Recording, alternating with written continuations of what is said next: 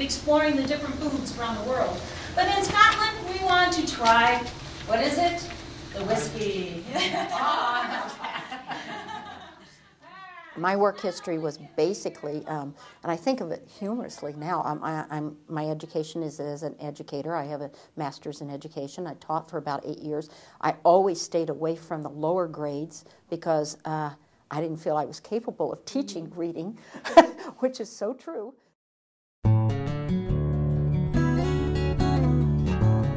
Okay, I am blessed. You know things you do well and you know things you can't do well. I'm a fairly creative person.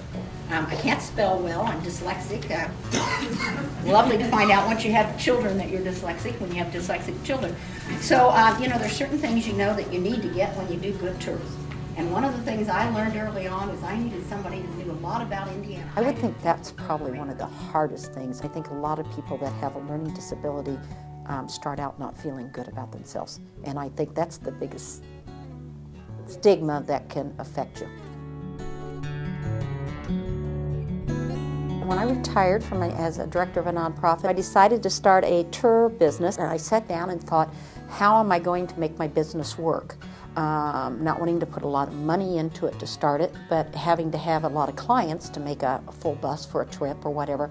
So I was fortunate enough to go back to businesses and organizations that I thought I had a good tie with when I ran my nonprofit, and other people, because I volunteer a lot in the community, and asked them if they'd be interested in doing something for their clientele.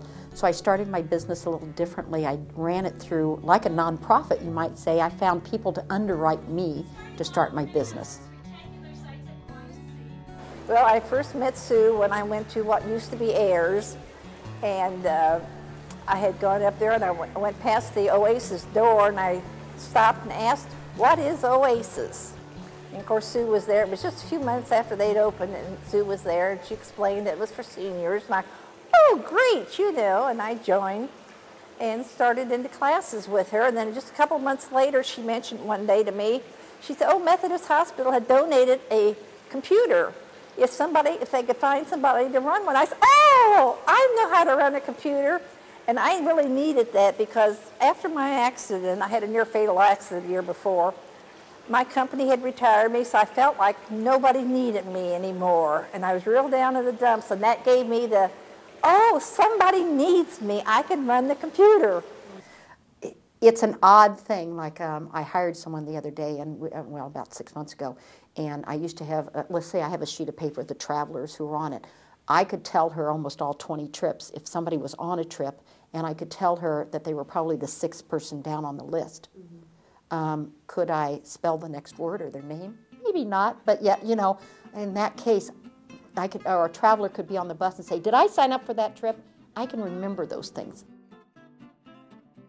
Once in a while, she'd kind of get tangled up on something she was saying, and she'd say, that's because I'm dyslexic, and you are? Because she always amazed me how she handled multiple problems at a time, never miss a beat. When somebody takes something away from you, like an easy reading or spelling, etc., you learn to compensate. For me, I multitask extremely well. I can be writing a grant, I can be talking on the phone, and I can answer somebody's question. My husband, who is very bright, who is a dentist, can only do one thing. You can hardly talk to him while he's driving in a car. But I think it's just a simple system, or, I read very quickly, but I skim more reading type in my type of dyslexia, or et cetera, but I see words that aren't there too. So, but I think we all take a lot of things for granted that we have, if it be sight or reading or whatever.